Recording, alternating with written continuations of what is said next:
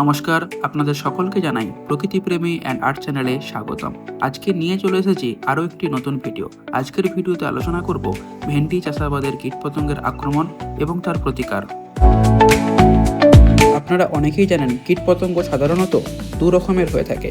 প্রথম হলো শাকিং পেস্ট অর্থাৎ শোষক পোকা, যে পাতা এবং কাণ্ডের রস শোষণ করে নেয়। দ্বিতীয় নম্বর হলো চুইং পেস্ট, যে সাধারণত ফল এবং পাতা কেটে ফেলে। যখন কোনো ভেন্ডি গাছে চুইং পেস্টের আক্রমণ হয়ে থাকে তখন লক্ষ্য করা যাবে ভেন্ডির পাতা এবং ডাঁটা এবং ফলের মধ্যে ছোট ছোট ছিদ্র তৈরি হয়ে থাকে।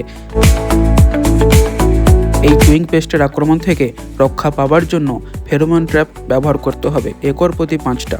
এছাড়াও ইমামেকটিন বেনজয়েড 0.5 গ্রাম প্রতি লিটার জলের সঙ্গে মিশিয়ে 2 থেকে 3 বার 7 দিন অন্তর অন্তর স্প্রে করতে হবে।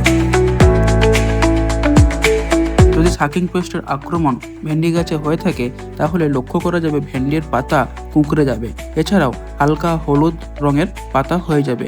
এছাড়াও এই পাতার নিচের দিকে হালকা মিষ্টির রসের মতো চ্যাটচ্যাটে লক্ষ্য করা যাবে। এটাকে সাধারণত আমরা হানি ডিউ লাইক স্ট্রাকচার বলে থাকি।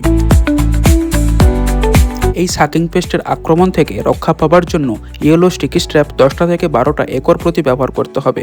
নিম অয়েল 5 ml প্রতি লিটার জলে গুলে স্প্রে করতে হবে। এছাড়াও কেমিক্যাল পদ্ধতি অবলম্বন করার জন্য ইমিডাক্লোরোপিড 0.3 ml পার লিটার, থাইমিথক্সাম 0.25 গ্রাম পার লিটার, অ্যাসিটামিপ্রিড 0.2 গ্রাম পার লিটার, এই 3টে কেমিক্যালের মধ্যে যে কোনো একটা 7 থেকে 10 দিন অন্তর অন্তর 3 থেকে 4 বার স্প্রে করতে হবে।